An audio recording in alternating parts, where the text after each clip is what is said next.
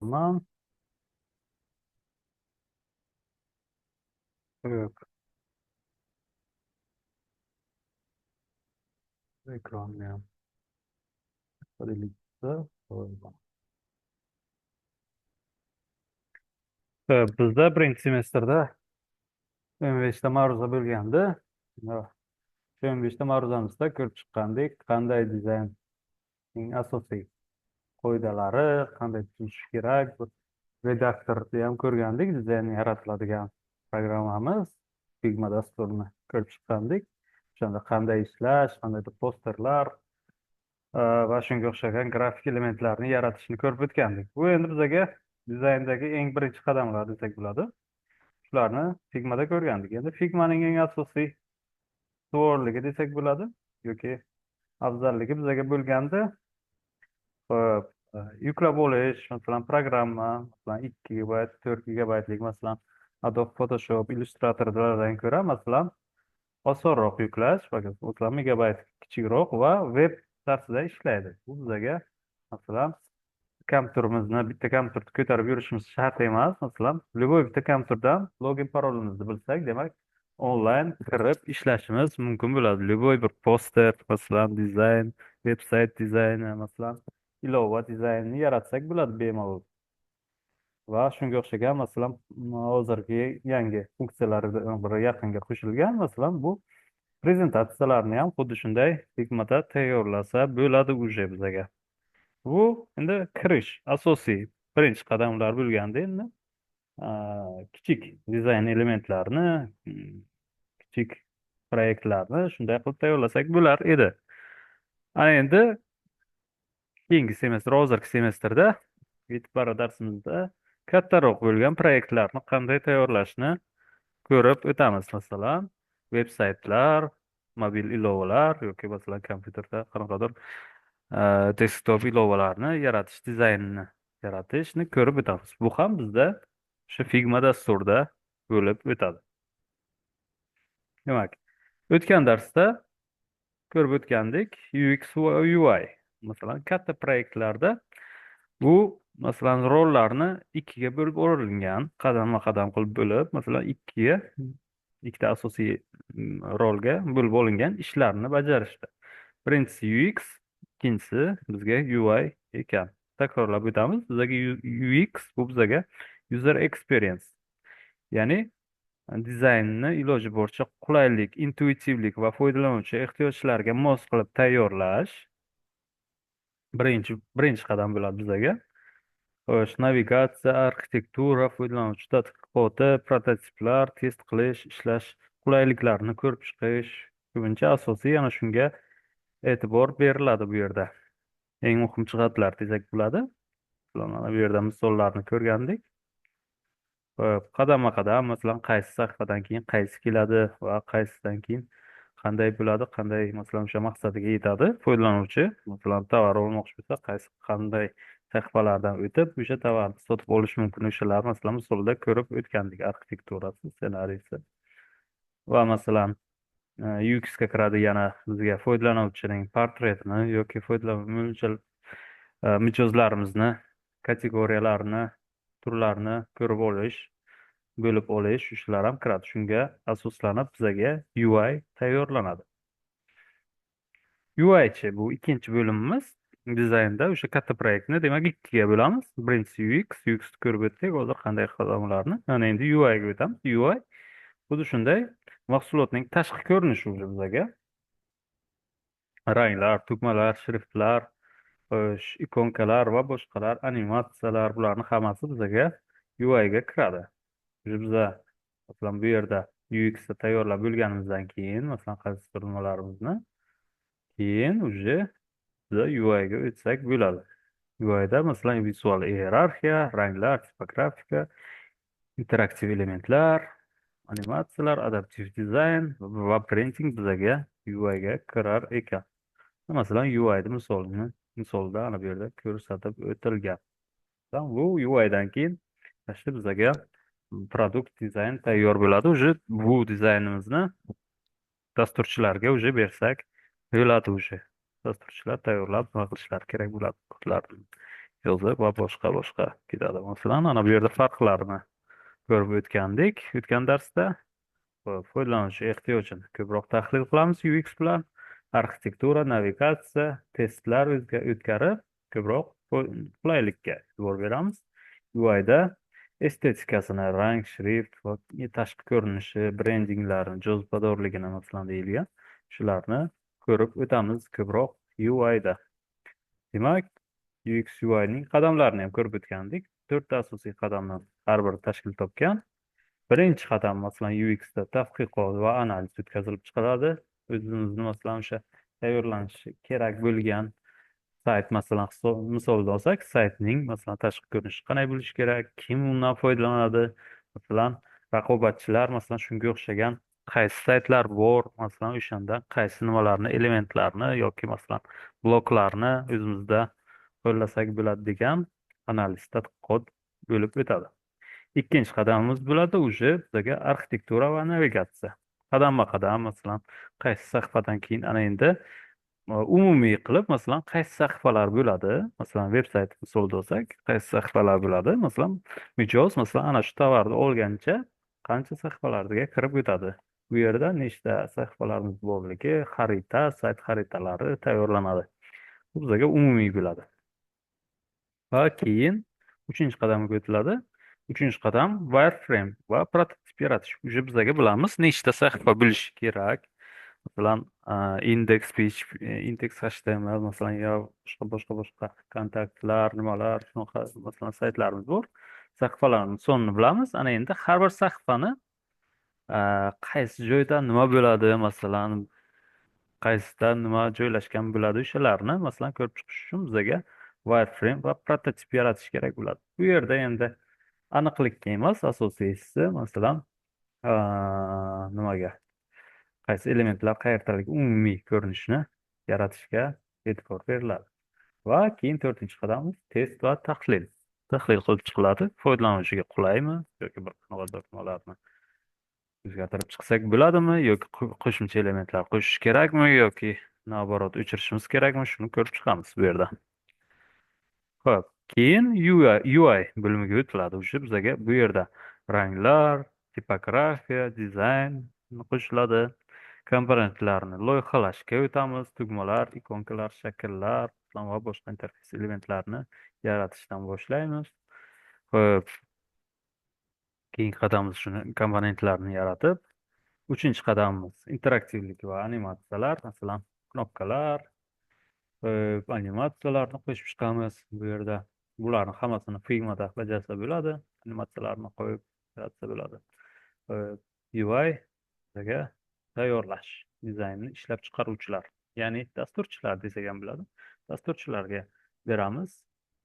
Ular уже kiritib, nima qilib kodni tayyorlash kerak bo'ladi. Bizda oxirida qanaqadir xo'p, Figmada maket tayyor bo'lishi kerak bo'ladi. Masalan, misolda olsak, masalan, ana bunga o'xshagan Figmada oxirida bizga nima bo'lishi kerak bo'ladi? Rezultat deymiz. Masalan, rezultatimiz ana bunday masalan sahifali bo'lishi kerak bo'ladi. Bu endi bu yerda bir sahifali sayt qilgan, ana masalan har xil menyulari, bloklari bor.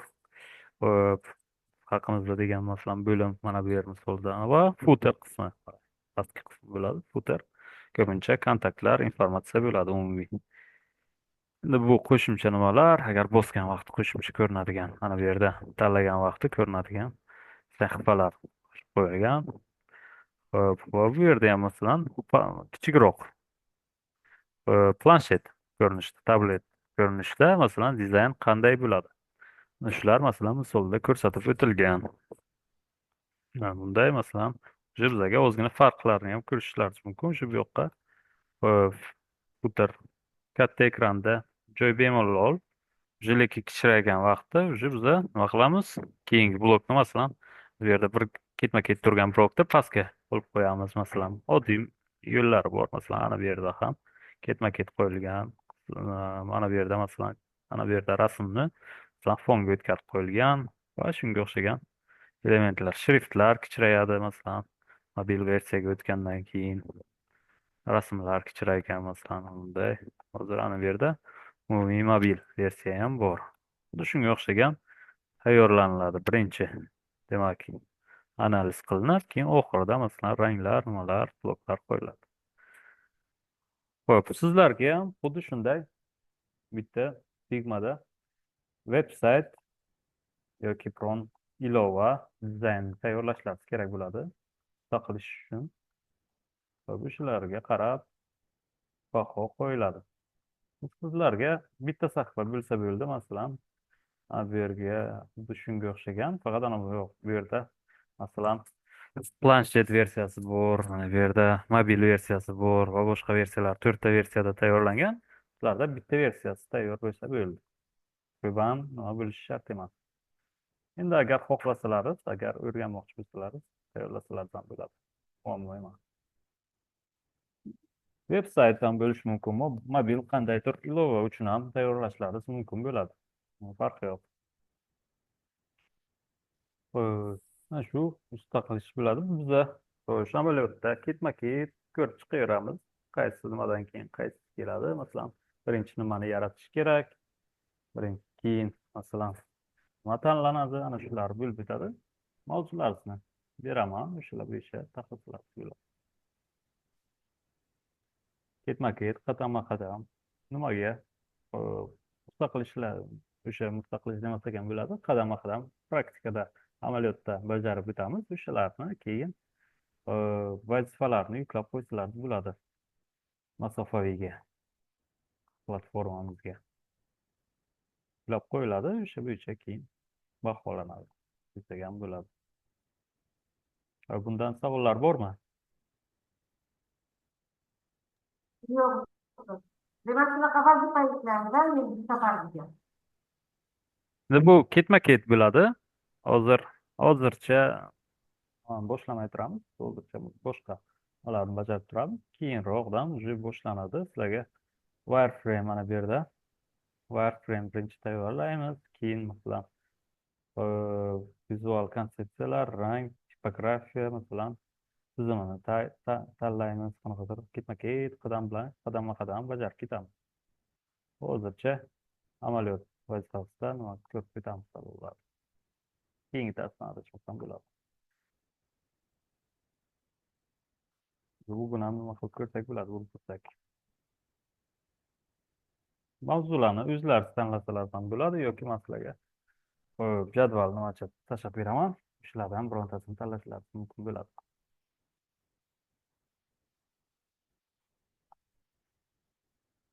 Savollar bo'lmasa davom ettiramiz.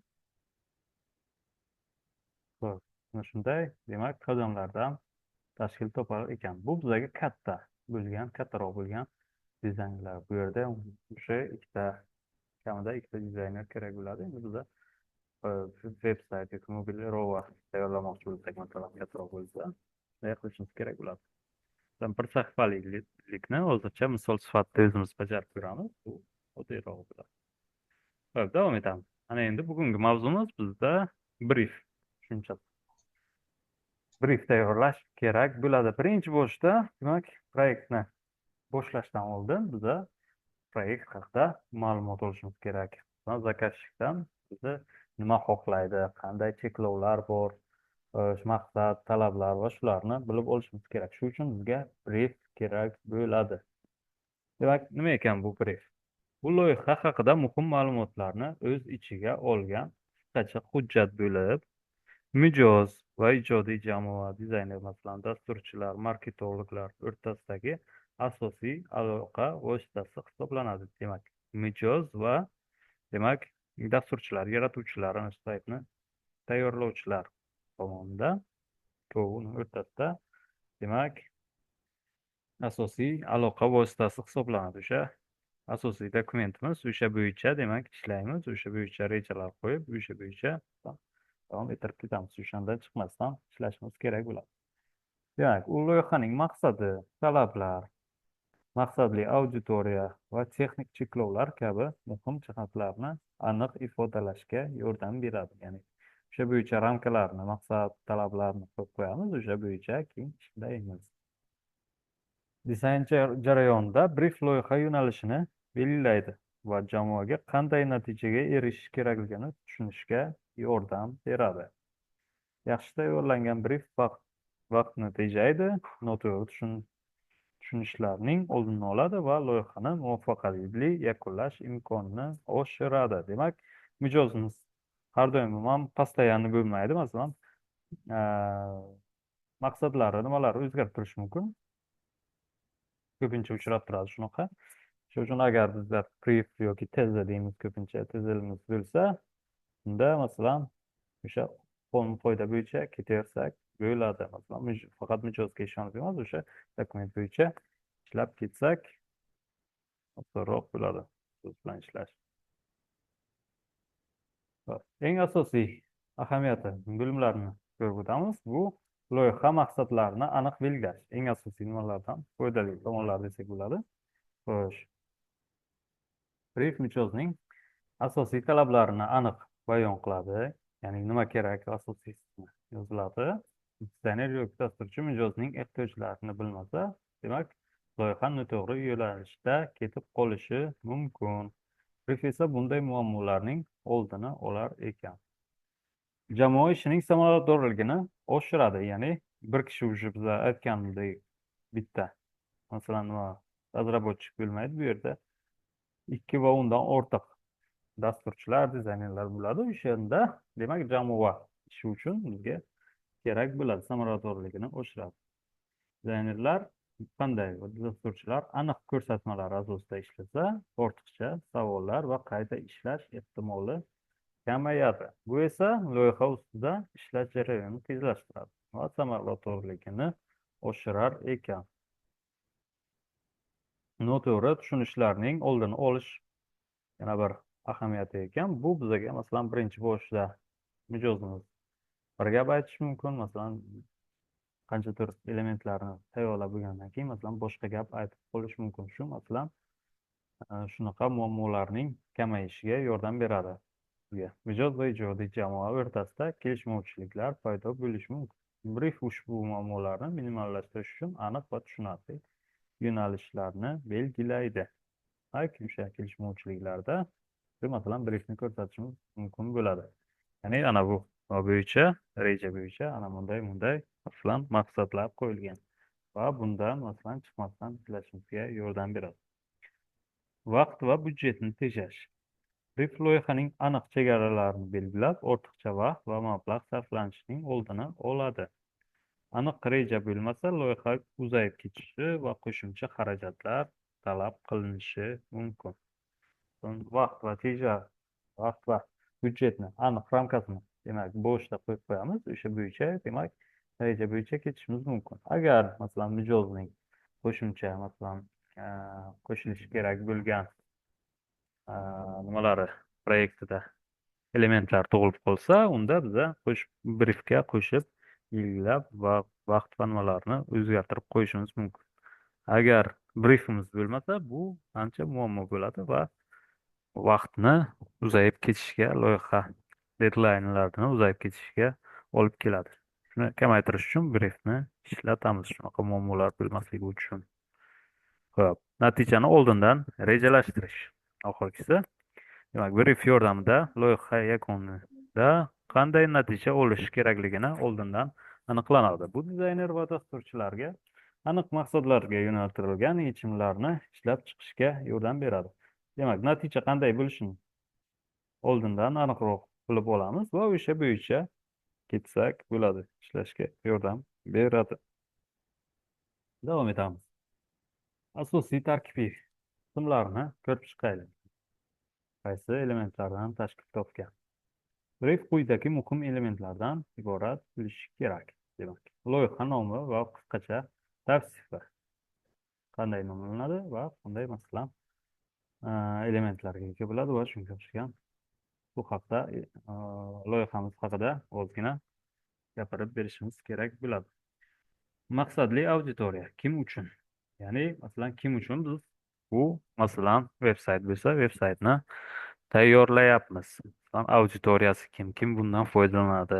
Qaysi yoshda, qaysi jins vakili, masalan, qaysi davlat vakili, masalan, qaysi tillarni biladi, qaysi qancha, masalan, oylik, masalan, ish haqqi oladi, o'shalarni hisobga olib, o'sha bo'yicha, demak, davom ettirishimiz kerak bo'ladi. Xo'p, asosiy muammo va uning yechimi. Demak, nima muammo bo'lyapti, masalan, tovarni sotish kerak yoki tovarning brendini rivojlantirish kerak va shunga o'xshagan, masalan, muammo qo'yiladi. Mijoz bilan birga tuziladi desak bo'ladi va uning yechimlari qidirib, masalan, bunday yechim bo'yicha, masalan, sayt bo'yicha, masalan, nima qilib topishimiz mumkin degan, masalan, deyilishi mumkin. Ho'p, brend va vizual uslub talablari. Demak, agar bizda yangi nima deymiz, yangi proyekt yoki yangi kompaniya bo'lsa, уже qanday, masalan, vizual uslub qo'ymoqchi biza, logotip, masalan, o'shalarga qarab, masalan, nima qilish mumkin. Agar уже tayyor logotip bo'lsa, уже biza o'shanga qarab vizual uslub, ko'pincha ishlab turgan nimalarimizda shu uslub bo'ladi, o'shani demak shu yerga kiritib qo'yishimiz kerak bo'ladi. Texnik cheklovlar va platformalar bilan qaysi, masalan, bu yerda mobil, veb, ilova, demak, va boshqalar deyilgan, masalan, nima tayyorlaymiz, qaysi tillar yordamida, qaysi texnologiyalar yordamida tayyorlanishi kerak, o'shalarni bu yerga kiritishimiz kerak bo'ladi. Muddat va byudjet, bu endi tushunarli, qancha vaqtda qilishimiz kerak va qancha pul ajratiladi, shu haqda bu bo'lim bo'ladi, yozib qo'yish kerak bo'ladi va mijozning qo'shimcha talab va istaklari. Hop.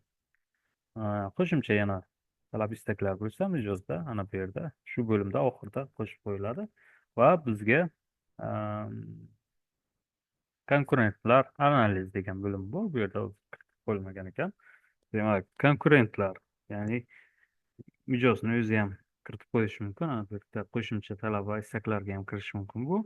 Demak, bu shunga o'xshagan proyektlarni, masalan, ko'rsatib, masalan, shunga o'xshab qaysidir elementlarni, masalan, o'xshashroq qilish degan bo'lishi mumkin va shunga o'xshaganlarni bu mijozning qo'shimcha talab va istaklariga kiradi. Va masalan, konkurentlarni ko'rib chiqib va o'shandan shunga o'xshagan, masalan, sayt yaratayotgan bo'lsak, masalan, o'shanga o'xshagan saytlarni ko'rib chiqib, o'shandan andoza olish, shu kiradi bizaga oxirgi bo'limga. Bu yerda misollar, masalan, ko'rsatib o'tilgan. Misollar, masalan, bolalar kiyimlari onlayn do'koni uchun tayyorlangan brief. Ana bu yerda, demak, 6-8 ta bo'limdan tashkil topgan bo'lsa, bizaga fast food do'koni uchun birinchi shundan boshlasak, masalan, birinchi bizaga loyiha nomi ko'rib o'tgandik. Loyiha nomi va qisqacha tavsif bo'lishi kerak. Loyiha nomi bolalar kiyimlari onlayn do'koni, masalan, Kids Style. Hop, loyiha tavsifi Kids Style kim uchun, masalan, bilgan, masalan, sifatli zamonaviy sport kiyimlar, aksessuarlar kiradi. Sayt orqali foydalanuvchilar mahsulotlarni ko'rib chiqib, filtrlar qilib olish va boshqa deb yozilishi kerak bo'ladi. Demak, 3-bo'lim bizga maqsadli auditoriya. Ana endi qiziqroq joyga o'tamiz. Kimlar bundan foydalanadi? Masalan, bu yerda misolda, masalan, bolalar kiyimlar onlayn do'koni kim uchun ko'proq foydaliroq, kim ko'proq foydalanadi, masalan. Bu yerda ana ko'rsatib o'tilgan 25 dan 45 yosh oralig'idagi ota-onalar kiryapti. Bo'lgan onalar va otalar, demak, bolalar kiyimlariga e'tiborli bo'lgan, yangi tug'ilgan chaqaloqlar uchun kiyim izlayotgan oilalar, masalan, bo'lishi mumkin, onlayn qidirib, xayriya jamg'armalari va bolalar bog'chalari vakillari, ya'ni qaysidir ishxonalar, masalan, qidirib topib, narxlarni ko'rib, masalan, zakaz qilinayotgan katta zakazlarimiz ham bo'lishi mumkin.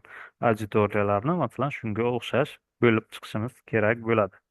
Keyingisi asosiy muammo, ya'ni buni zakaz ko'pincha o'zi bilan gaplashib yozib qo'yishimiz kerak bo'ladi. Bu ota-onalar bolalar uchun, masalan, bir muammosini ko'rib o'tsak, ota-onalar bolalar uchun sifatli va xavfsiz kiyimlarni topishga qiynaladi va mahsulotlarni do'konga bormasdan qulay va tez sotib olish imkoniyatining yo'qligi. Va oxirgi muammomiz turli yosh guruhlari uchun kiyim tanlashda noqulaylik. Demak, bu yerda ana shu asosiy muammolarni yechadigan va sayt tayyorlanishi kerak. Endi yechim qanday bo'ladi? Mana bu yerda yozib chiqilgan. Bilish kerak bo'ladi. Sifatli, ekologik, toza matolardan tikilgan kiyimlarni taklif qilish. Ko'proq bizga aksentni, demak, ekologik tozalik, sifatga qarab tayyorlashimiz kerak bo'ladi dizaynni, demak. Davom etamiz. Oson navigatsiyaga ega zamonaviy veb-sayt va mobil ilova yaratish. Ya'ni kerakli tovarni topish qiyin bo'lmasligi kerak iloji boricha. Navigatsiyasi oson bo'lishi kerak. Foydalanuvchilarga mahsulotlar bo'yicha batafsil tavsif va filtrlar taqdim etish. Demak, mahsulotlar bo'yicha batafsil tavsif, masalan, xo'sh, o'sha qaysi nimalardan matolardan tayyorlangan, masalan, kattaligi va shunga o'xshagan kiyimlar bo'yicha ma'lumotlarni berish kerak bo'ladi deb bu yerga masalan bir yechim kiritilgan.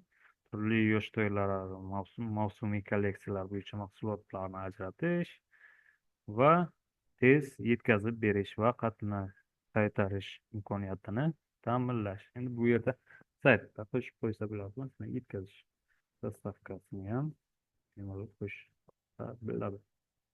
Keyingi bo'limimiz brend va vizual uslub talablari. Qanday talablar qo'yiladi? Xo'p, bu yerda endi dizaynga masalan talablar, masalan, yorqin va bolalarga mos dizayn bo'lishi kerak bo'ladi. Iliq va ishonchli ranglar. Ya'ni biza o'sha ekologik nimani ko'ryapmiz, sifatli, ekologik, toza degan ko'proq brendga asosiy aksent beryapmiz. Demak, bizga hop ranglar ham masalan shunaqa tanlashimiz kerak bo'ladi. Masalan, iliq va ishonchli ranglar, shu uchun pastel ranglar, ko'k, pushti, yashillardan foydalansak bo'ladi. Demak, keyingi nimamiz masalan mana bu yerda yechimlarimizdan biri oson navigatsiya va shunga o'xshagan. Shu uchun bizga nima kerak bo'ladi? Uslub talabimizga qo'yiladiki minimalistik. Ya'ni zamonaviy dizaynimiz ko'pincha zamonaviy saytlar minimalistik dizayn bo'yicha, interfeys bo'yicha yaratilyapti va tushunarli interfeys. Tushunarli interfeys bizga oson navigatsiya uchun kerak bo'ladi. Yaxshi vizuallarga ega mahsulot sahifalari, demak, ma'lumotlar yetarlicha bo'lishi kerak. Brend uchun maxsus va maskot, multfilmdagi kabi quvnoq qahramon. Demak, qanaqadir brend uchun personaj tayyorlash ham kerak. Bu yerda qo'shib qo'yilgan, demak, talablarga.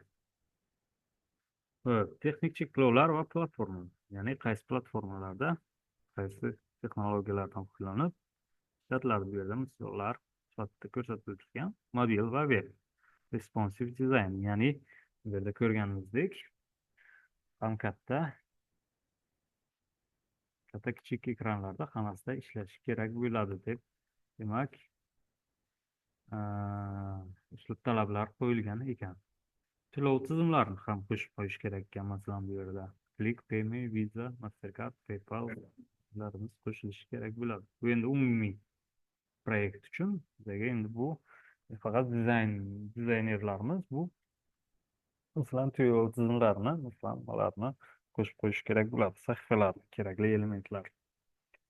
Mahsulot katalogi. Masalan, filtr va qidiruv tizimini bilish kerak bo'ladi. Qidiruv tizimi masalan ko'pincha ko'p nimalarimizda bo'ladi. Navigatsiya va qidiruv tizimi o'shalarni bo'lishi kerakligi haqida gap ketmoqda. Yetkazib berish tizimi. Demak, dostavkamiz ham nimasi dizayni bo'lishi kerak. Ko'p tilli versiya, o'zbek, rus, ingliz tillarida deb, demak, talab qo'yilgan ekan. Muddat va budjet. Bu yerda endi qachondan boshlanadi? Masalan, 2025-yil fevraldan boshlanadi. Dizayn va prototip yaratish, masalan, bir oy ketish deb, masalan, muddat qo'yilgan. Dasturlash va test bosqichlari 2 oyga cho'zilgan. Xo'sh, ishga tushirish mayga o'sha, demak, 3 oyda bajaramiz deb plan qo'yilgan. Demak, budjet qanchadan qanchagacha, masalan, $1000 dan $20,000 gacha masalan hisoblab qo'yilgan bo'ladi. dizayn, dasturlash, marketing uchun ishlatiladi. Demak, bu yerda endi uch turdagi nimalar uchun, kishilar uchun to'lanadi. Masalan, dizaynerlarga alohida, dasturchilarga va marketerlarimiz ham biladi ishlarga. Shu uchta tipdagi nima turlar xizmat turlari uchun masalan 10 mingdan to 20 minggacha masalan belgilab qo'yilgan. Shu mijozning qo'shimcha talab va istaklari, sodiqlik dasturi va bonus tizimi. Bu yerda masalan bu yerda o'sha demak onlayn do'konimizdan ko'proq foydalanib, masalan ko'proq tovar olsa qanaqadir bonuslar, sodiqlik dastur, masalan kartalar va shunga o'xshaganlar haqida ketmoqda gap. Mahsulot shartlarini qoldirish va baholash imkoniyati, masalan kommentariy deymiz, kommentariy qoldirish, yaxshi ekan tovar, yomon ekan degan o'xshagan masalan nimalar, yulduzchalar qo'yamiz, 5 yulduzcha, 4 yulduzcha, shunga o'xshagan baholash imkoniyatlari turadi. Instagram shop bilan integratsiya, demak Instagram shop texnologiyasi bilan qo'shib qo'yilgan bo'lishi kerak deyilyapti. Bir ulangan bo'lishi kerak. Demak, sovg'a qilish, ota-onalar do'stlariga yoki qarindoshlarga kiyim sovg'a qilishlari uchun, demak, bu yerda qo'shimcha funksiya deyilyapti. Masalan, qaysidir tovar sotib qilib, kimgadir sovg'a qilish, sovg'a sifatida yuborish funksiyasini ham qo'yib qo'yish kerak deb aytilgan. Demak, ayni bu yerda xo'sh, analoglar yoki konkurentlar analizi bu yerda qo'shilmagan ekan. Bu ham bilish kerak bo'ladi. Ya'ni qaysi saytlar shunga o'xshash saytlarni ko'rsatib, qaysi elementlar, yaxshi elementlari bor, o'shalarni takrorlasak bo'ladi degan joyi bilish kerak bo'ladi. Bu yerda ko'pincha konkurentlar analizida kamida 3-4 ta sayt ko'rsatib o'tilishi kerak bo'ladi. Masalan, sayt tayyorlayotgan vaqtda agar mobil ilova bo'lsa, 4-5 kamida mobil ilova tayyorlangan, ko'rsatib o'tilgan bo'lishi kerak bo'ladi. Xuddi shunday endi fast food do'koni uchun bor. Bu qanday muammolar, trend, cheklovlar, qaysi bilan muddat, budjet, hammasi masalan ana shunday, demak, briefga ko'rsatib o'tilgan bo'lishi kerak bo'ladi. Hop, bugungi mavzumiz tushunarlimi? Savollar bormi?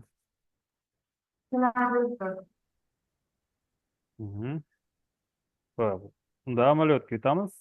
Hozir sizlarga qaytadan Qancha pulga tashlayapsizmi? aha, O'tgan safargi vazifani tushuntirib bering, tushuntirib beraman deysiz. Xo'p. ko'rib o'tamiz hozir. Mayli. Hozir tashlab qo'yaman. Keyingisiga kiringlar. Sanaviy.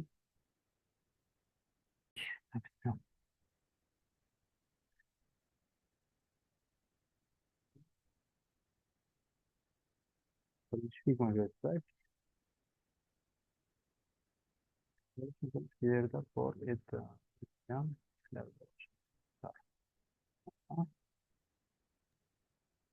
Xo'p, pullar berib qo'yilgan edi bizda. Ana shu pulga biror nimani qo'ndiring siz, hech qo'ndira olmadim. Xo'p. Pullarni nimadan ham topsak bo'ladi? Ana bu yerda hozir gruppalarga tashlab qo'yilganda o'shandan birontasini ishlatishimiz ham mumkin. Demak, ana payangamiz bor. Masalan, mana buni olsak, shunday olamizda Figmaga tashlaymiz. Demak, bu kesilgan, hammasi bor. Kesib qo'yilgan. Va ikkinchi qo'limiz bor ana bu yerda. Birinchi kesib olish kerak bo'ladi. Endi kesib olish o'sha nimasi bo'yicha qilishlaringiz ham mumkin. Ana bu yerda hozir kuchaytirib plugin bo'yicha remove bg bo'yicha kesib olsak ham bo'ladi. Endi kesilganlarni tashlaganmiz. Shu ikkovidan foydalanamiz, kelinglar. Demak, ana bu yerda maketni o'zini ham qo'shib qo'yay. O'zi bor. Shu razmer bo'yicha birinchi frame tayyorlab bo'lamiz. Iloji boricha yaqinroq qilib razmer xuddi shunday bo'lishi ham shart emas. Bunisi yoqqan bo'lsa, demak ana o'shani qilib qo'yaman hozircha. Joylashtiramiz. Birinchi frame bo'lishi kerak. Endi nimaga? Hozir bitta to'rtburchak qilib qo'ysak, muammo bo'ladi. Yuklab olishda bunday to'rtburchak qilib qo'ysak, rangini berishimiz kerak bo'ladi. Masalan, oq bo'lsin. Keyin ana bularni qo'shgan vaqtimiz orqasiga tushib qoladi va shunga kirish qiyin bo'ladi. Buni teparoq ko'tarishimiz kerak bo'ladi va boshqa muammolar bo'ladi. Kelinglar, boshqa nimaga o'chib qo'yay buni. Hop.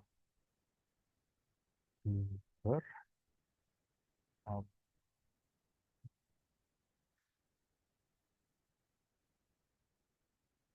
Mana bu 4 elementimiz bor. Bu yerda yangisiga tashlab qo'yamiz. Mana masalan 5 ta elementimiz bor endi. Ko'rishimiz mumkin. Qo'yishga muammo bo'ladi. Masalan, rectangle'dan balandroq qo'yish kerak bo'ladi. Keyin yuklab olayotgan vaqtda muammo bo'ladi. O'sha uchun iloji boricha frame bilan ishlaymiz. Mana frame'ga o'sha kirgizganim bilan o'sha ana nima bo'lyapti. Mana shu qo'yganimda masalan ramka bo'yicha joylashyapti. O'sha bizga ancha qulayligi bor desak bo'ladi va keyin masalan frame'ni joylashtirsak, qo'limizdan xuddi shunday joyini almashtirib ketyapti. Qulayroq. Hop, mana ozgina kichraytiramiz. Shuni joylashtirish kerak bo'ladi qo'limizni. Buni kattaroq qilgan bo'lar ekan o'zi. Bunday ko'rinishda. Va keyingi qo'l kerak bo'ladi. Hop, keyingi qo'l bu tusharmikan? Bunday qo'yish mumkin ekan. Shunday ham bo'ladimi? Buni ozgina aylantirish kerak bo'ladi. Ham bir xil bo'lib qoldi lekin. Aytamiz. Kattaroq qilamiz. To'ldirish kerak bo'ladi. Bizga keragichoq. Bunday. Bitta nimamiz ham bor edi bu yerda adashmasam yaxshiroq ekan. Bu yerda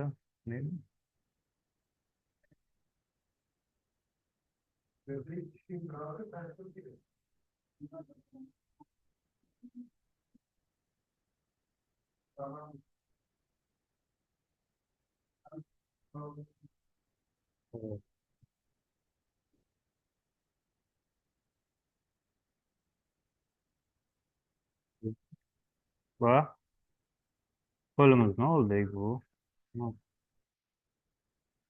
Bu yerda masalan filtr qo'yilgan. Filtrni o'chirib qo'yaman. Oddiy qo'l. Kesib olib qo'yilgan. Joylashtiramiz. Demak buni o'zini chapga qilib qo'yilgan ekan. Hop, kelinglar o'shani.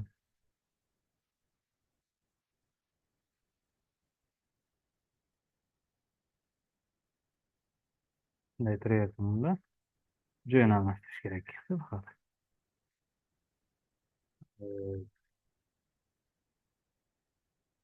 Frame aylantirsak. Mayli, shunday turaversin. Shunday qo'yib nima qilaveramiz. Buni o'zini aylantirsa ham bo'ladi ana bu yerda. Bunday qilib aylantirib. Bunday qilib joylashtirsak bo'ladi. Oddiyroq yo'liga o'taylik. Va mana qo'llarimiz demak tayyor. Yonmasam.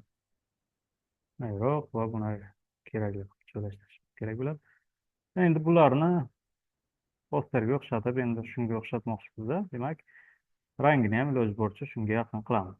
Bu yerda oq qora tonda bo'lgan, bu yerda endi rangli. Buni qanday qilib oq qoraga o'tkazsak bo'ladi.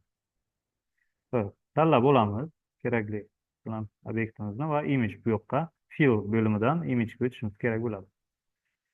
Fill bo'limidan imagega o'tib, demak, ana bu yerda temperatura emas edi.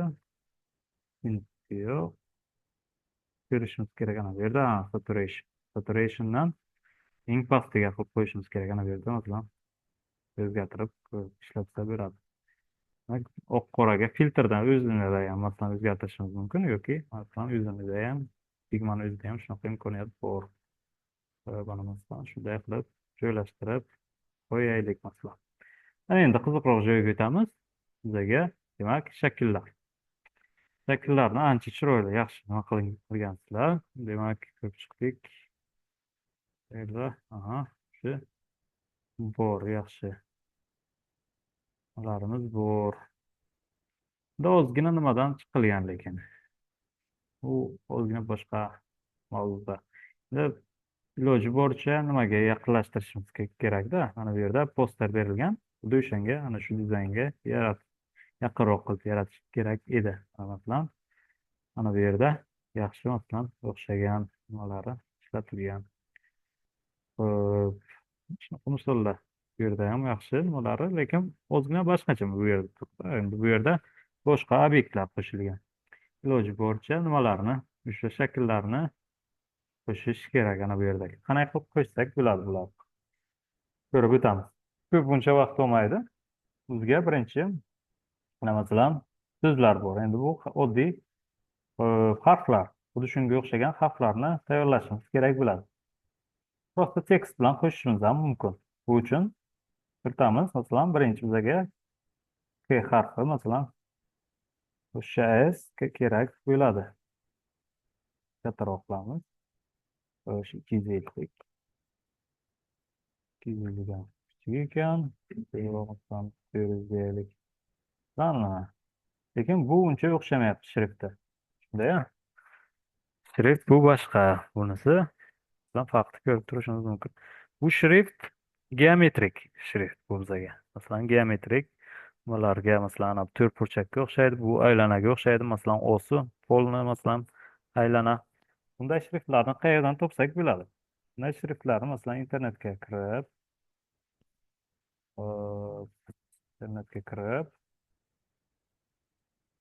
Google Fonts deb qidirsak, Google Fonts qidiriladi.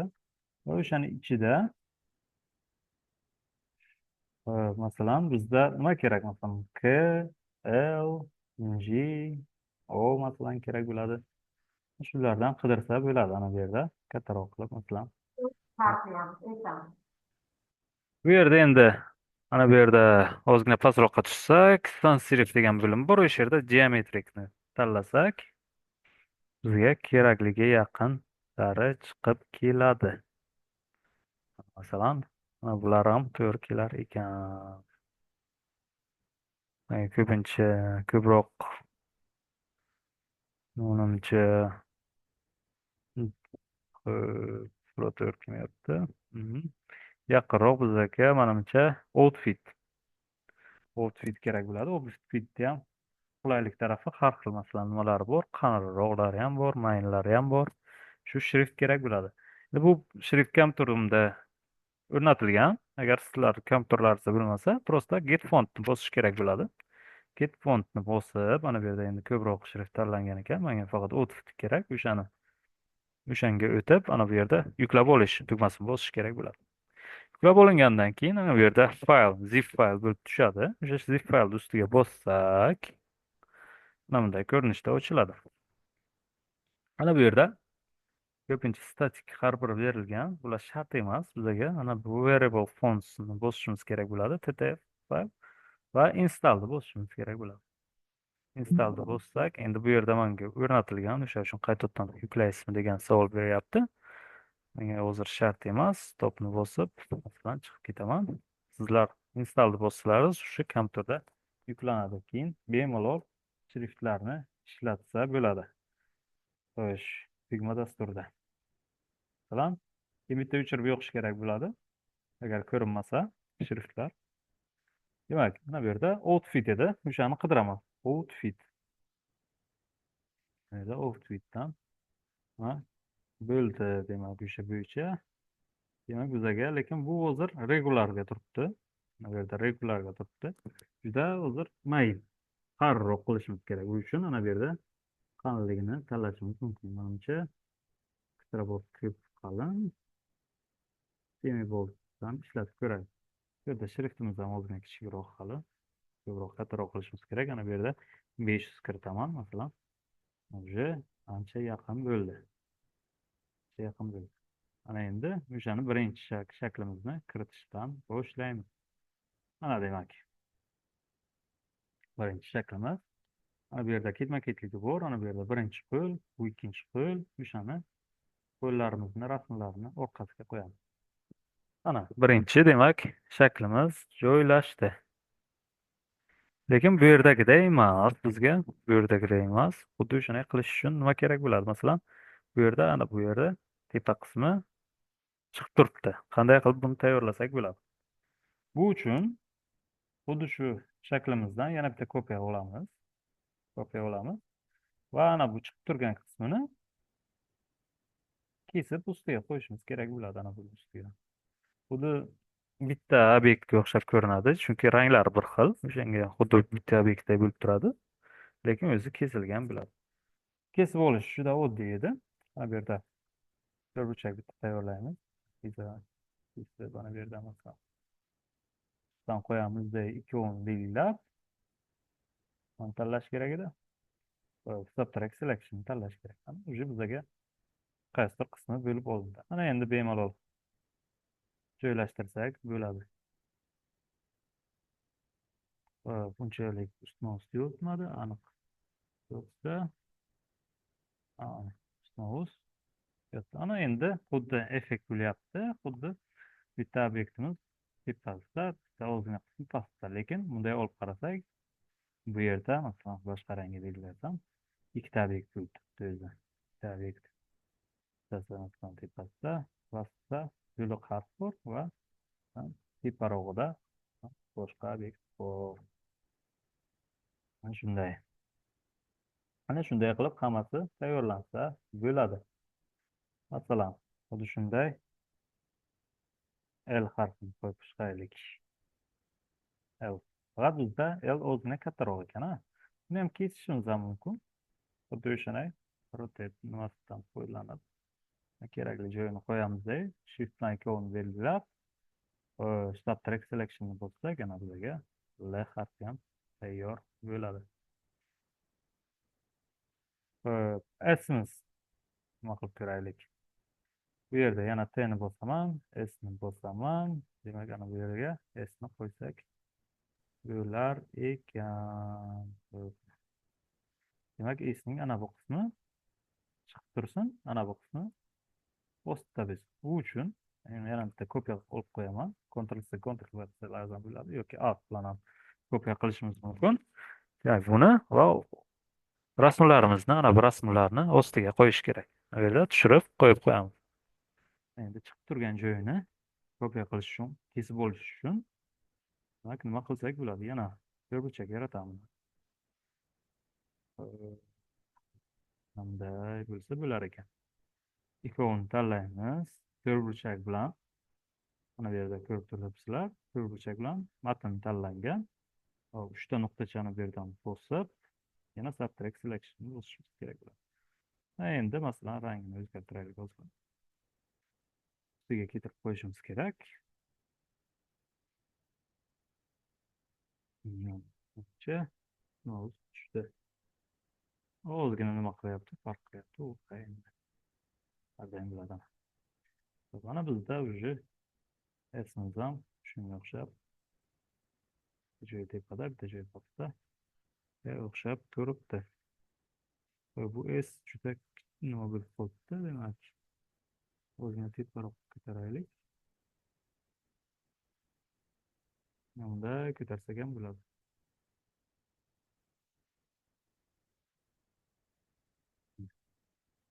Demak, keyingisi bizga G harf. G harfi ham xuddi shunday tayyorlanadi. G harfi bor. Shrift asosiysi tayyor bo'lsa, u yo'q. Muammo bo'lmaydi. Endi lekin bizga joy ozgina yetmayapti. Nima qilsak bo'ladi? Frame'ga bosamiz va ozgina tushirsak bo'ladi. Tushirsak bo'ladi. Va bu G harfini ham kopiyasini olib qo'yamiz ana bu yerda pastga va o'zini pastroqqa tushiramiz.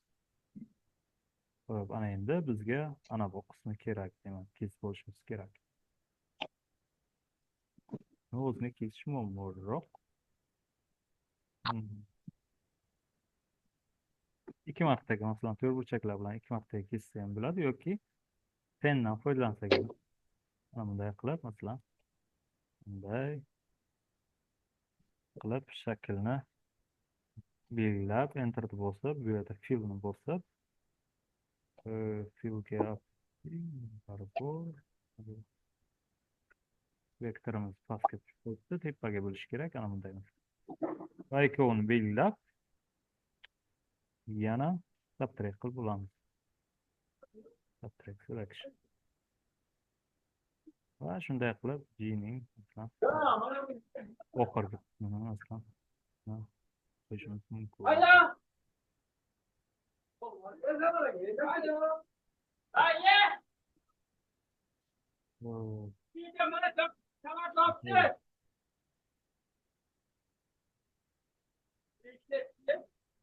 Demak, ana joylashdi. Ustoz, ana uni Pirnazarov deganni zvugini o'chirib qo'ying, ustoz. Hozir o'chirildi. Mana уже bizaga G harfi ham paydo bo'ldi. Endi en bular juda oddiy. Bularni rectangle bilan ham qilsak bo'ladi. Rectangle bilan masalan mana bu yerda i'sini tayyorlab olsak bo'ladi. Oddiy to'rtburchak bilan tayyorlaymiz. Hop, o'tib ketdi. Endi enimiz ozgina muammoliroq. To'rtburchaklar bilan tayyorlash ham ozgina qiyinroq. Endi o'zimiz hozir ko'raylik. Juda uzunroq bo'lgan. Buni qanaqa qilib kichraytirsak bo'ladi? Kichraytirish yo'li bor, o'zgartirish yo'li bor bu yerda. Ana bu yerda flatten selection. 3 ta nuqtani bosib, flatten selection bossak, demak o'zgartirish imkonini beradi. O'sha yerda masalan ozgina kichraytiramiz, bunday qilamiz. Va endi lekin bunga o'xshamadi. Ozgina bu qalinroq.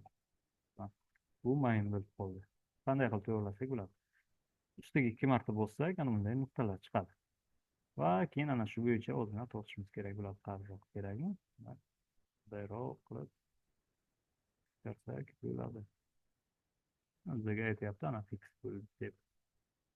Xo'sh, ana buni ham o'zidan ko'paytiramiz. O'zi berilgan ekan.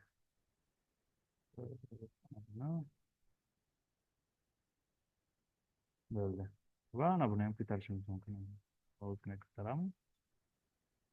Ozgina tushiramiz. Va bizga demak buni masalan bu yoqqa ketish kerak. Zo'roq. Buni bekorga ko'tarish kerak ekan. Shunday qilib masalan o'zgartirsa bo'ladi. Harfini. Ikkita boshqa joyga 2-3 marta bossak уже ziyorat nima qiladi? Bu yerda ozgina nima ketib qoldi. Уже enimiz ham tayyor. En ham tayyor.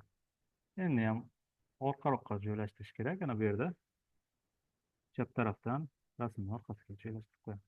Bizga o'sha en ham tayyor. Buni i bilan tanlab pastroq chiqib degan. Pastroqda bo'lgan. Shunday, demak, yana nimalar qoldi? Ular rangi ozgina boshqacha ekan. Rangini ana bu yerda filldan bosib, bu pipetka bilan ana bu yerda yo'q, lekin rangi boshqa ekan. Rangi boshqa. Xo'p. So'yalar O harfini nima qilib ko'rishimiz mumkin? O harfini ham aylanachidan foydalansak ham bo'ladi, masalan, aylanadan foydalanaylik kelinglar. Yaxshiroq chiqadi. Shift bilan bitta aylana tayyorlaymiz. Xo'p, o'shani ichini ozgina ochamiz. Kerakli qalinlikka tayyorlaymiz. Ozgina kattaroq bo'lib ketdi bu. bunday ko'rinishda tursin. Bunday bir. Mana qalinligini ozgina qarroq qilamiz. Va ana bu yerda yopib qo'yamiz. Degan ana macha bor. Qora rangga bo'yaladi va ana bu yerda joylashtirilib, kerakli joyga joylashtirilib, orqasiga olsak bo'ladi. Orqasiga qo'yiladi. Elips.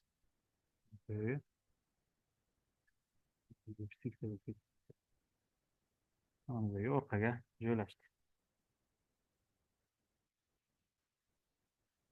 Teparoqqa chiqarishimiz mumkin. Qaysi bir joy bilan tepaga chiqish kerak bo'lsa, ana bunday tepaga kerakli joyini kesib olib, ana shu yoqqa qo'yib qo'yishimiz mumkin. Bu yerda hozircha menimcha qayerda katta bo'ladi umuman. Yana kelinglar, ana bu joyni teparoqqa ko'taramiz. Shuni kesib olishimiz kerak bo'ladi. Bunday kesiladi. Show tanlanib, yana subtract selection qilinadi. Va ana buni keyin kerakli joyga joylashtiramiz. Bizga demak, bu yerda tepada, bu yerda pastda bo'lyapti. Shunga o'xshagan effekt berish mumkin. Ana endi oxirgi nuqta bo'ladi bizga, ana bu yerdagi soyalar. Masalan, soyalarni hozir bersam, soyalar effektdan qo'shilardi. Yodlaringizda bo'lsa, effektdan qo'shsam, hozir ozgina boshqacha soya paydo bo'ladi. Masalan, soyalik mayli y bo'yicha soya bersak, bu yerda 100 desak ham hammasidan soya beryapti, bu yerda hammasiga soya beryapti. Bu yerda esa faqat mana bu qismida bor. Qanday uni tayyorlasak bo'ladi? Hozir soyasini o'chiraylik. Bu uchun oddiygina aylana kerak bo'ladi bizga. Oddiygina aylana. O bilan masalan chizishimiz mumkin. Ana bunday kerak bo'ladi. Va shuni aylantirib joylashtirishimiz kerak bo'ladi. Ikkita bo'lsak, ana bu yerda nuqtalarni o'zgartirish imkonini beradi. O'shani asli bo'yicha masalan qo'yib chiqishimiz mumkin. Bunda qo'yib joylashtiramiz. Va endi shu obyektimizga effekt qo'shishimiz kerak bo'ladi. Drop shadow. Shunday y bo'yicha ozgina pastroqqa tushiramiz. X bo'yicha ozgina buyoqroq qolamiz. Soyamiz tayyor. Bu yerda 100% deymiz. Blurimiz ozgina xiralashib ketaversin deymiz. Bizga o'xshash beryapti. Hop. Ana soya demak paydo bo'ldi. Faqat ana bu teparoqda turibdi. Ana buni pastga olib qo'yish qoldi, tamom. Demak, rasmdan tepada bo'lishi kerak, lekin bo'lakdan pastga bo'lishi kerak. Ellips ana subtractdan pastga tushibdi. Bizga ko'rinmayapti ana. Yoki o'sha soyani o'zini qora qilib qo'ysalar ham ko'rinmaydi. Farqi yo'q. Ana bizga bunga o'xshagan, demak, soya ham paydo bo'ldi. Xuddi shunday soya ana bu yerda qo'shib qo'yish mumkin. Ana bu yerda qo'shib qo'yish mumkin. Onu boslatdik.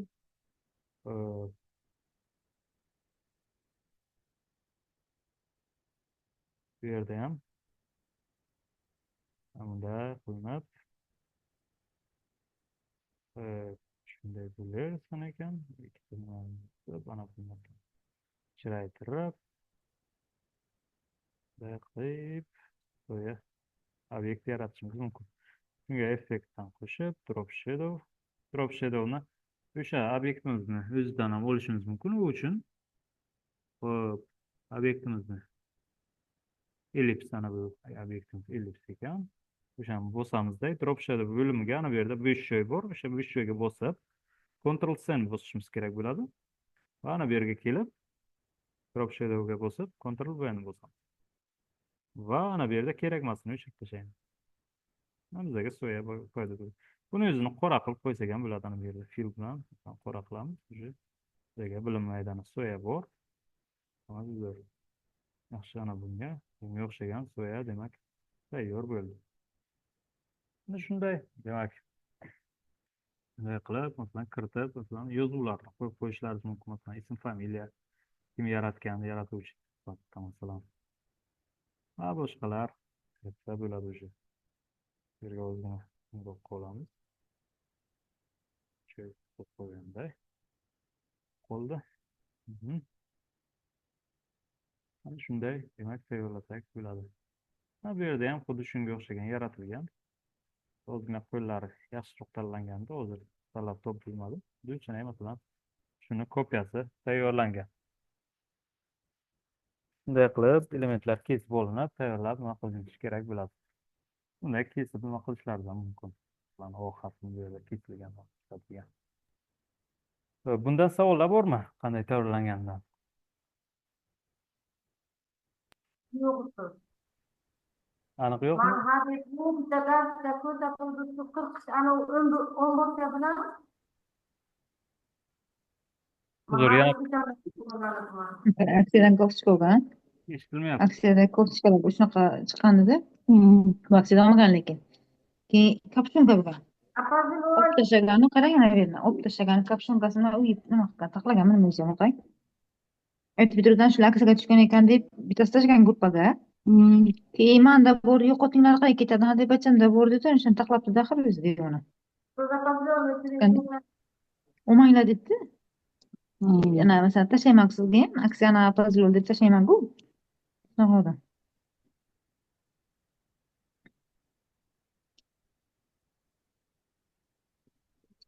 Assalomu alaykum, hurmatli kafedra a'zolari.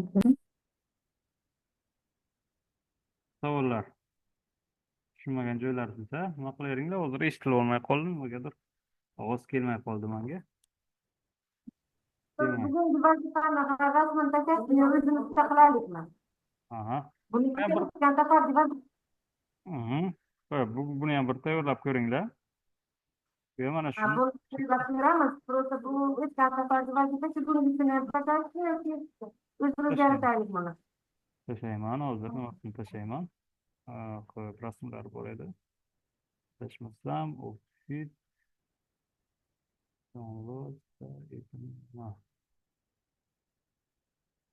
Xuddi o'shanga o'xshagan.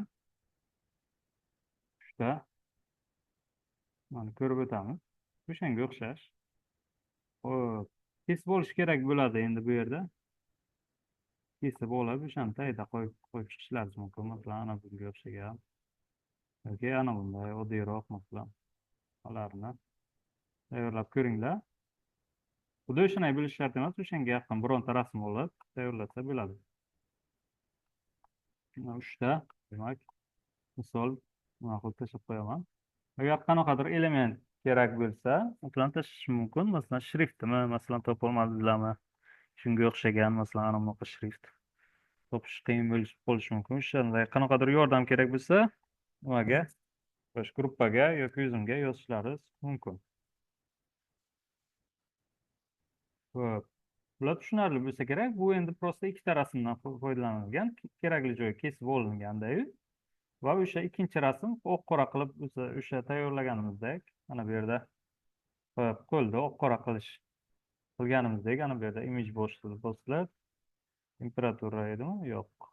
Saturationdan masalan pasaytirilib, oq qora qilingan obyekt. Buni endi bu nimadan internetdan olib, nima qilish kerak bo'ladi? Prosta kesib olish kerak. Bu shunday. Mana bunisini ham qilishlaringiz mumkin. Shu 3 tadan bittasini tanlab qilishlaringiz mumkin. Bo'ladi. Uchovini tashlab beraman sizlarga gruppaga. Agar qanaqadir muammolar bo'lsa, yozib yuboringlar.